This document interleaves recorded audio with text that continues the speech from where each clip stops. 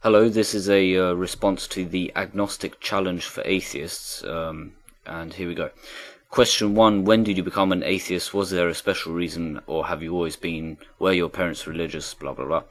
Okay, if I remember correctly, my atheism solidified around the ages of 15, 16. I certainly can't ever remember arguing for God, but sometimes I used to take an agnostic position based on the fallibility of human logic and perception and so on.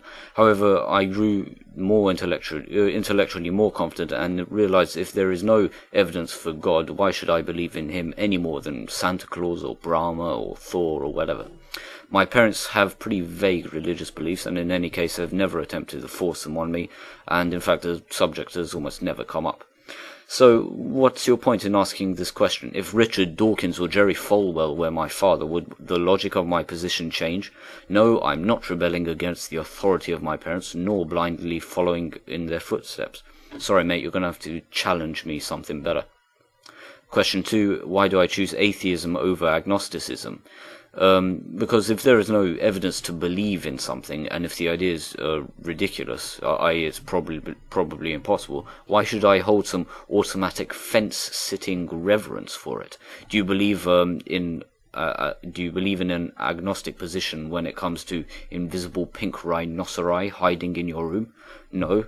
Or if not, why is God held in special reverence? If you don't walk around with rifles chambered in at 700 Nitro Express to fend off these rhinoceri, why do you hold the possibility open for God?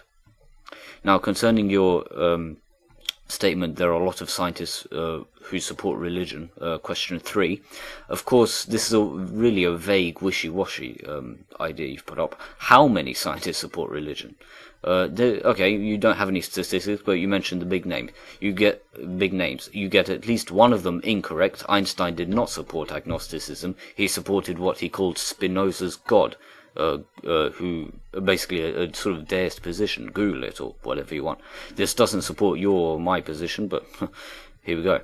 However, consider the meat of the problem. What are these people famous for? Their science. How much God is in their science? Absolutely none. How much God is there in E equals mc squared? None. F equals ma, to use your example of Newton? None. They had personal religious beliefs in light of their work, and they certainly never tried arguing it in academia because it's recognized it's impossible to do it in a universal logical sense. Modern science, since about 1600, is an explicit repudiation of God and religion, in that the original badasses, Bacon, Kepler and Galileo, recognized that God, in their words, biblical scripture, had no place in the description of nature, but instead as a moral guideline. I disagree with that too, but that's that. Besides, this is really a giant appeal to authority and appeal to popularity, as well as appeal to vague bullshit. For example, which parts of the Bible are you referring to when you say it supports science? You're on to question 3, and you really haven't presented a solid point for agnosticism yet. Question 4 is more of the same, and you refuse to provide specific instances of what you're talking about. So I'll do it for you. The Quran states, and I've provided the source on the screen, do they not, the unbelievers, see that the heavens and the earth were joined together as one unit of creation before we clove them asunder? This is probably made to refer to the Big Bang. Of course, it doesn't really describe the Big Bang. The Big Bang was a single point of matter and energy which radiated outward. In this one, it has two distinct entities. The heavens and the earth were joined together, as if that makes any sense, and they were torn asunder, not sort of uniformly outwards. It's extremely vague, and you really have to twist it to match the Big Bang. And then you have this quote, and I've provided the source again, which you didn't. And the heavens we did create with our hands, and we do cause it to expand. Oh, well done. He described Hubble's law. Of course, it's what else could you say? He could have said we cause it to contract, but that sounds a bit depressing. You know, the universe is contracting. How boring. So of course, it's more exciting to say it's expanding. However, okay, so one or two verses seem to match convolutedly what modern science says. How about all the other vast amount of bullshit in the rest of these texts? For example, the whole of Genesis, or where water is turned into wine, or where, in Genesis again, where plants photosynthesize before the sun is created. Honestly, stop. Okay, question 5. Do I try to convert theists? If you mean I go around converting in the religious sense, which is either turning up on your doorstep on a Saturday morning with simpering, emotionally manipulative religious propaganda, or going around cutting off people's heads if they didn't convert like Muhammad did, then no, I don't convert anyone. I do, however, passionately argue the case for atheism, and I defend it, both face-to-face, on YouTube, etc., etc. Now, that's different from conversion because it's rational. And what's my purpose? Well, what purpose do I need besides truth? Your nonsense concerning the purpose of life and atheism is answered in a separate video. Question 6, what if, this is real Star Trek bullshit now, what if alien life was discovered with the same religion as here on Earth? Now, first of all, I'm not sure if it's either English being a second language for you or you being illiterate if you're a native speaker, but there is more than one religion here on Earth and a ridiculous number of subdivisions and sects and interpretations within each one. If it were exactly the same, then yeah, you might have a point. And, you know, considering we're into real Star Wars territory now, I don't mind admitting that. However, just as we see common threads between religions today, holy figures, the existence and appeal to supernatural deities, messiahs, moralistic codes, and so on, it's likely that if those aliens have the same problems of life, of hardship, passion, survival, society, and so on, they'll have similar religions. Question 7. What would convert me to theism?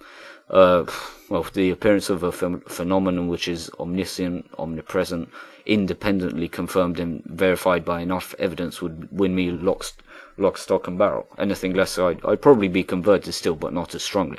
What your point is, I don't know. Are you trying to show me or us as arrogant or biased or intractably atheistic? Come on.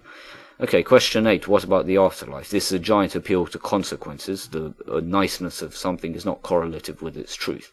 However, would I prefer an afterlife like you described? It will be a good social incentive to behave nicely, but what does it say about you or your character if, on an individual level, your reason for leading a good life is the promise of reward, say, being this guy, rather than its own intrinsic morality?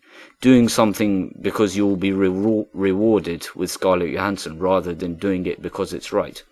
Appealing on a basic level, and more besides, but it's hardly an admirable moral position. Now, commensurate with this celebration of life itself. Now, what is better, atheism or belief in the afterlife?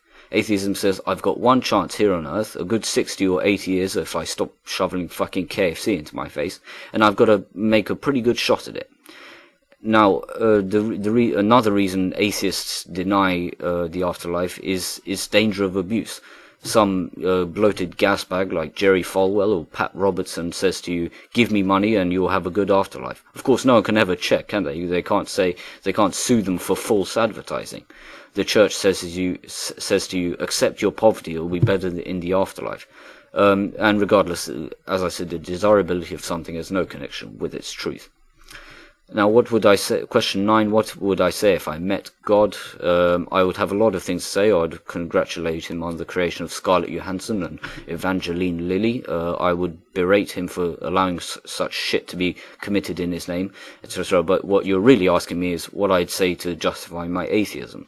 I'd say I use my rational faculties to the best of my abilities to dispel the idea that a supernatural entity like you exists. Assuming I led a good life, and if God was good, he'd say, fair enough, or maybe he'd point out some logic which I missed. If he said, but I exist, you disrespected me and had no faith, then he's an evil bastard, and in that case, fuck him anyway. Now, question 10, what would you do? How about killing someone and getting away with it? And that's roughly what it said. What's wrong with saying moral standards? And why? How does God resolve this argument anyway? What in the idea of God says that he believes it's wrong to kill people, as demonstrated throughout the ages, from the hatred of Leviticus against homosexuals to the modern-day antics of suicide bombers? The idea of God is in fact a useful tool to justify the unjustifiable, murder. Now, there are silly questions because there are consequences. The person died. There are personal consequences. You suffer the guilt. Still, I will hang on to my moral standards, thanks. This is essentially a rehash of question 8, the central problem being on an individual level. I'd rather do something because it is right, rather than it being tactically advantageous. even if it does promise me Scarlett Johansson. Thank you.